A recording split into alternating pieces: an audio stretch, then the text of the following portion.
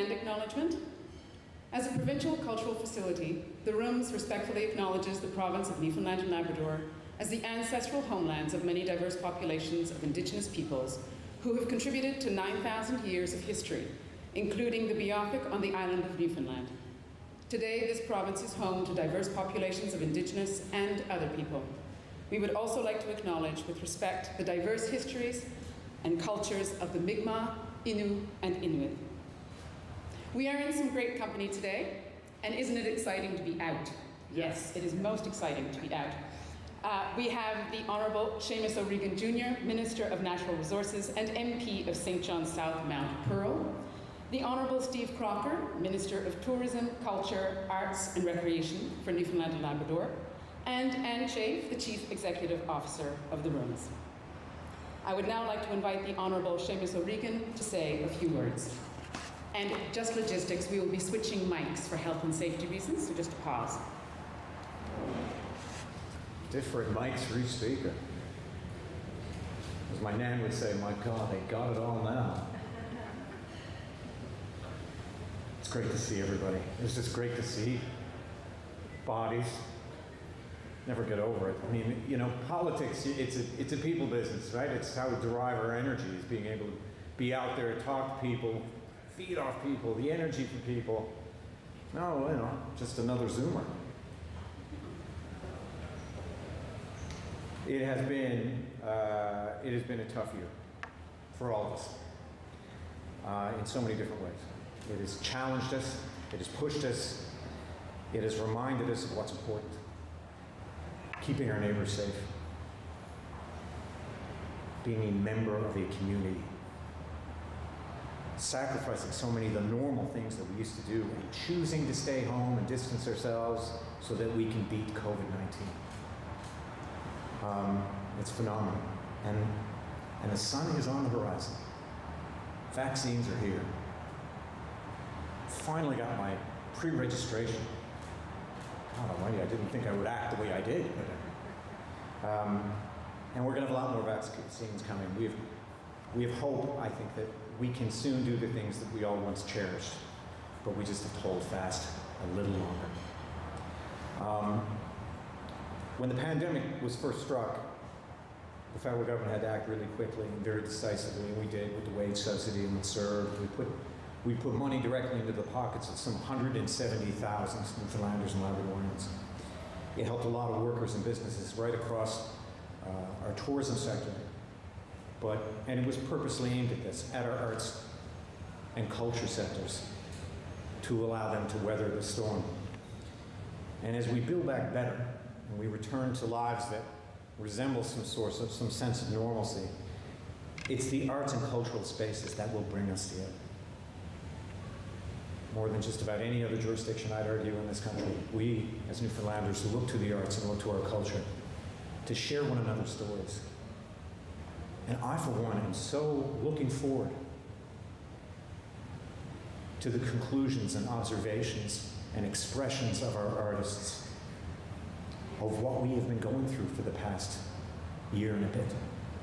How much that has affected us as a province, as a country, and as a world. And what it says about our individual stories, and what it says about how those individual stories interweave into the community that we are. A community that the rest of the country looks on now with some envy. And as I've always reminded them, even pre-pandemic, they should be envious. It's a great place to live. But when people I knew, like my brother who came over to visit in October, when he took note, he lives in Vancouver Island, where they're about as saintly as they get in this country out there. But the diligence of every Newfoundlander and Labradorian that he came across during his visit home, the strict adherence to social distancing, to mask wearing, without much fuss and bother. I shouldn't call it strict. We just did it. We just did it because that was our obligation as citizens. The Rooms was challenged here, no question about it. But it is cultural organizations like yours that are going to lead the way in finding new and exciting ways to engage. Budget 2021 established a recovery fund for heritage, arts and culture and sports sectors, and we back that with $300 million over the next 2 years. The rooms didn't waste any time pivoting online and connecting us and engaging us with the rooms at home and seeking objects and stories to tell COVID-19 stories to remember the pandemic, like the coffee and culture sessions. You can learn new things from the comfort of your own home, whether it be the moving talk by Dr. Lloydetta Cueco about sharing our cultures, or the talk by Neil Burgess about shipwrecks and nautical history. This is what our cultural spaces do best. This is what the rooms does best. Bring us together. Give us these experiences. Allow us to share those experiences. Teach us about who we are, how to express ourselves through art and dance. I mean, I remember giving a speech once about arts and culture here in the province, and, you know, somebody had given a first-hand draft at it, and they said, you know, arts and culture is an essential component of this province. It's not a component. It's who we are. Our arts, our culture is who we are as Newfoundlanders and Labradorians. Which brings me to why we are here today. I am very happy to announce $758,170 in funding to the rooms through the Canada Cultural Spaces Fund.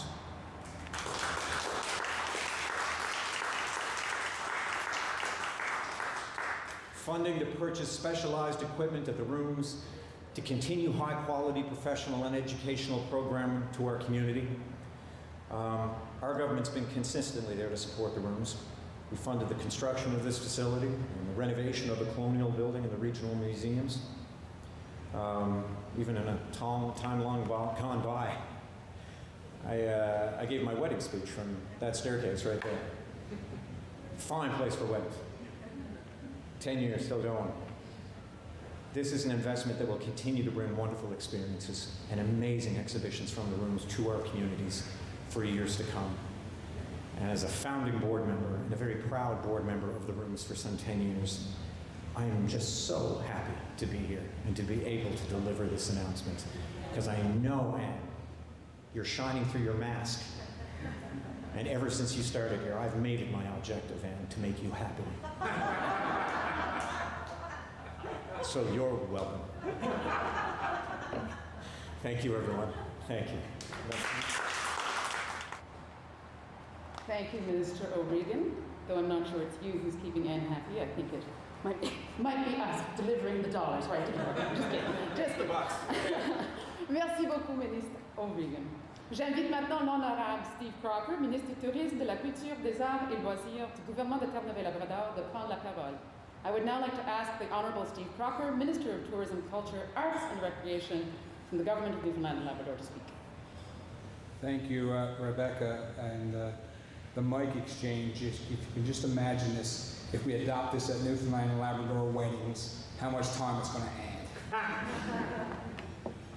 Good afternoon. It's certainly a pleasure to be here this afternoon as the Minister responsible for culture and be a part of this great announcement today.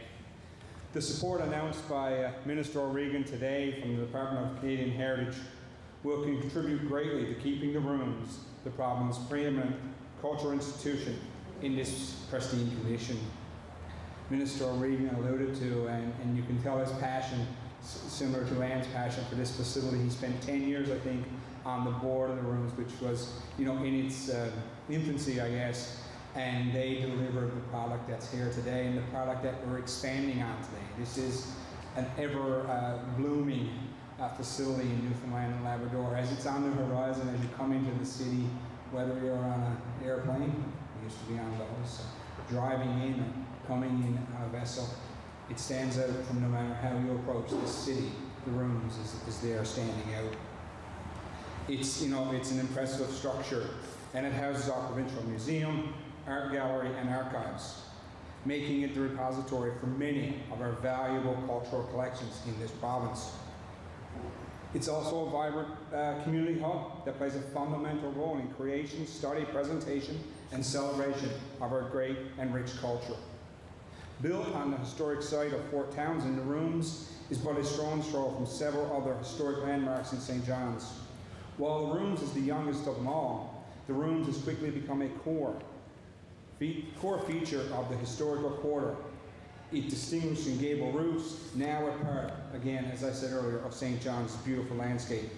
This support today from our federal colleagues, and I would add continuing support. This is not new support. We've seen this support, and we see the federal support, as Minister O'Regan alluded to, for our industries last year through the early days of the pandemic, and even the most recent commitment to tourism, culture, arts in this province and throughout the country. That commitment is so needed right now, and it'll be so beneficial to so many Canadians. These upgrades today will go a long way in preserving this building and our collections and our collective heritage as we move forward. The Government of Newfoundland and Labrador is very pleased to continue an annual operating grant for the rooms, and so that they can deliver their mandate to preserve and provide access to our unique history and culture. So again, I would like to thank Minister O'Regan, the Government of Canada, for providing this vital investment. I was going to say virtual. Everything seems to be a virtual investment these days, but vital investment into the rooms, and look forward to continuing this relationship as we preserve and promote the heritage and culture of Newfoundland and Labrador. So again, thank you very much, and thank you, Minister O'Regan.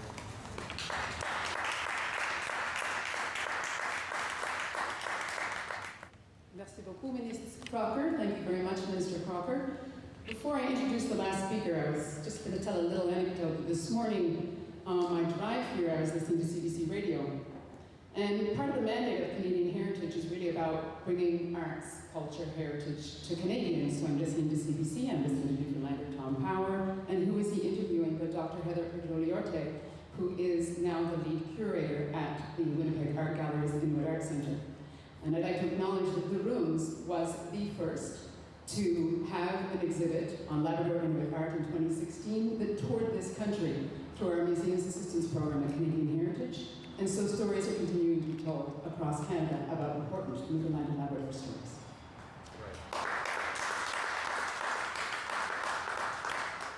Without further ado, Anne Chafe, CEO of The Rooms. Anne Chafe, Executive Officer, The Rooms. Sorry. Thank you, Rebecca, and welcome everybody. This is indeed a very happy day, not only for me, but for our board, for all of the staff, many joined me today, and also for our visitors, virtual and real, that are supporting us by continuing, since we've opened our doors, to come back. So that this is such a key day, and I'm surprised, or I shouldn't be surprised, Minister, that you could see it in my eyes. I have a terrible poker face, and I've now been told that my mask does not hide my poker face, so my eyes tell everything. So indeed, just such an exciting day. So thank you, Minister O'Regan, Minister Crocker, for being here today to make this important announcement. I'd also like to recognize the Chair of the Rooms Board of Directors, Margaret Allen, who's sitting over here. The Rooms is one of Canada's leading cultural institutions. Our mandate is to collect, preserve, present, and make available for research the historic artifacts, natural history specimens, artwork, and archival records that represent and illustrate the significant history, culture, and natural heritage of the province. We are stewards of over 1 million natural history specimens and over 1 million history artifacts that connect our past to our present and future. We manage the collections of some 10,000 works of art. Our holdings also include over 400,000 photographs and 50,000 maps and architectural drawings. We preserve thousands of Government of Newfoundland and Labrador records, and also archival material from private sources, which have lasting value to the history of the province. And we make all of these collections accessible to the public. The collections of the Rooms is stored in state-of-the-art, climate-controlled vaults under rigorous security protocol. This generous contribution from the Government of Canada through the Department of Canadian Heritage Canada Cultural Spaces Fund enables the Rooms to make significant and critical upgrades to the environmental control, sprinkler, lighting, and security systems that protect the provincial collections that belong to the people of Newfoundland and Labrador, but who share it with the rest of Canada. To give you just an idea of how important and critical this funding is to our operations, just a little over a week ago, I received an early morning phone call. None of us like to get those early morning phone calls, telling me that we had to close the building for several hours due to the fact that the variable speed drive in a pump that services our HVAC chiller, which controls all of the environment to keep our collections nice and safe, that this piece of equipment had failed. Replacement variable speed drives are just some of the key pieces of specialized equipment included in the Canada Cultural Spaces funding. The investment in the rooms announced today also affords us the ability to improve physical accessibility to our exhibition galleries and to enhance our public programming. Thank you to the Government of Canada for this significant investment in operations of the rooms. Increased sustainability, accessibility, and enhanced visitor experiences are a priority for the rooms. And we are so grateful to receive this grant, which will allow us to undertake important infrastructure work and expand our reach and to deepen our impact locally, provincially, and nationally. So thank you.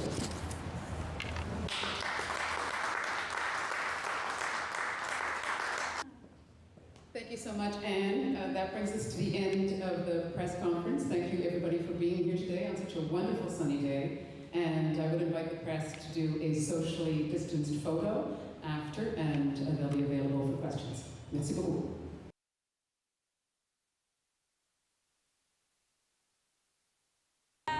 Minister, we know the Canadian government has filed, documents with the courts against Michigan's, decision effort to shut down the Line 5 pipeline. Mm-hmm. Today is, the deadline. We know. Can you just tell us a little bit about how you're feeling today with that deadline?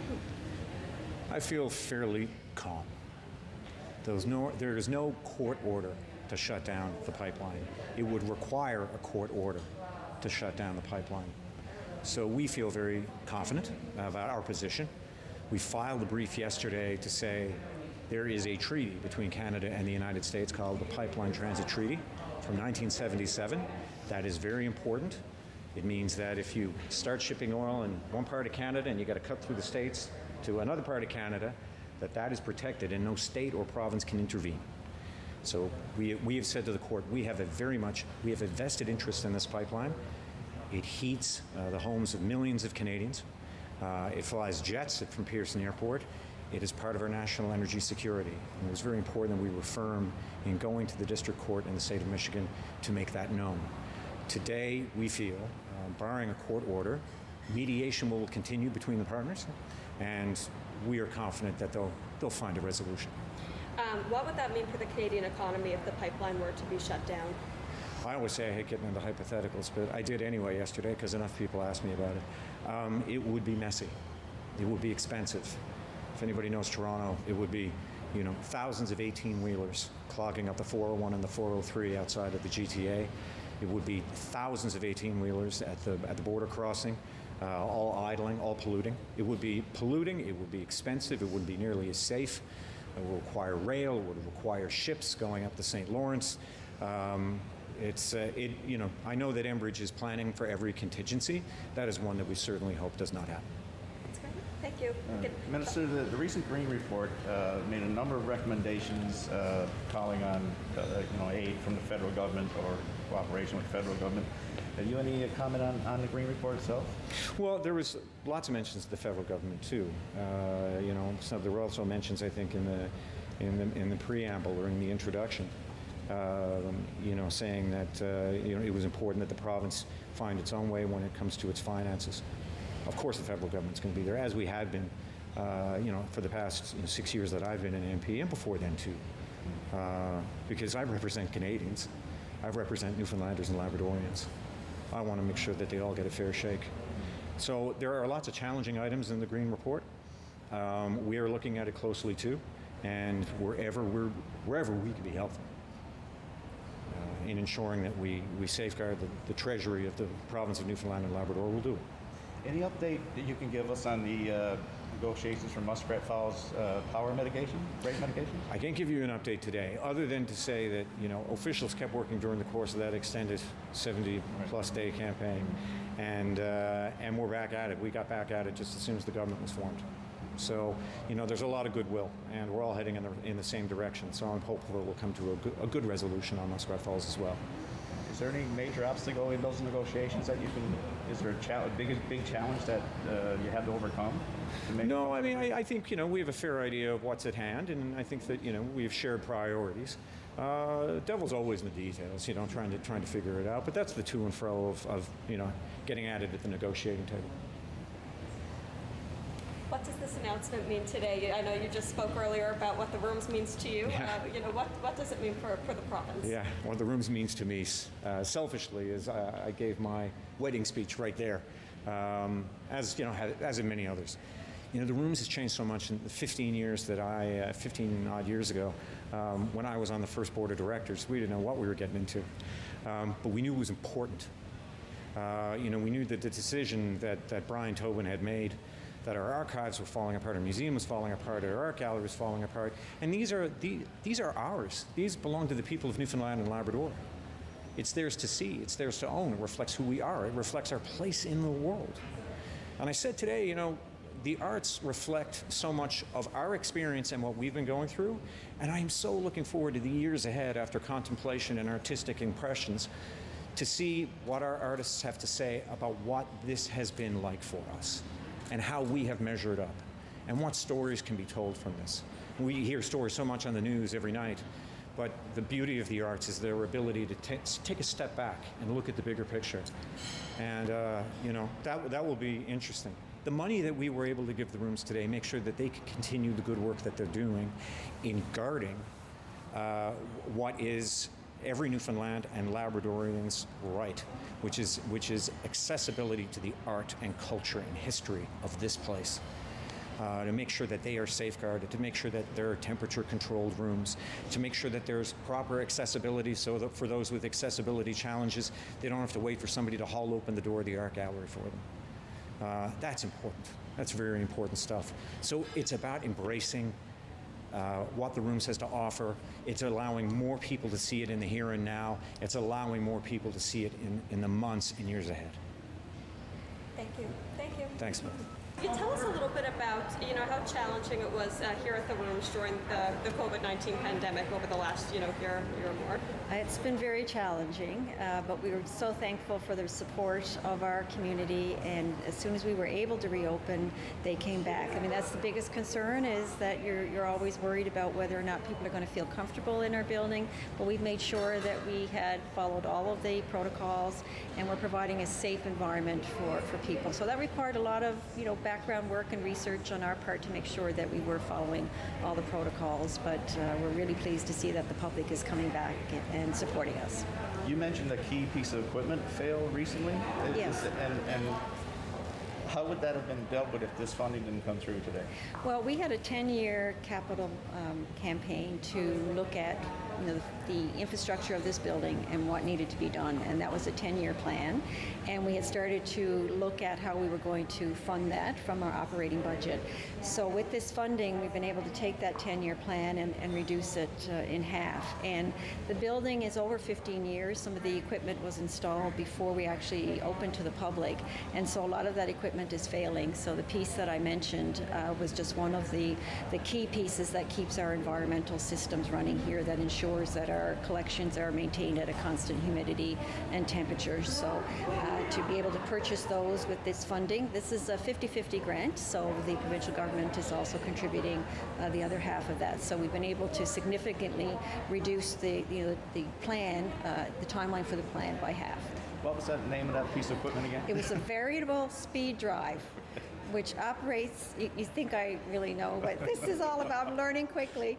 So it operates the pump, which flows the water through the chiller, and the chiller is an important part to cool the environment when it gets too hot in our storage vaults. So it's a key piece. So we have 18 projects that were included in this grant. Oh, okay. 18 projects? 18 projects, yes. right from the slab of our loading dock to, as the minister mentioned, the providing accessible doorways for the public in our exhibition areas, to the physical, chiller, to the lighting system, security system. So it's quite comprehensive. And the key pieces of that long-range plan have been dealt with this wonderful grant today. You also talked about some of the money might go towards, some educational programs. Yes. I know a lot of school groups come in here. How important is that, for school-aged children to get to come in and learn so much about the history of the province? Oh, it's really key, and we're really missing them right now being on site. This money was going towards infrastructure projects, and so we were able to purchase a high-definition video camera and screen so that we're able to use that when people are on site here. COVID has introduced a whole new set of protocols with respect to physical spacing, and so this equipment will allow us to preview and show some of the activities that are happening in the room, so that's more accessible to those in attendance. For those who don't know, can you tell us maybe about a couple of the exhibitions that might be here right now?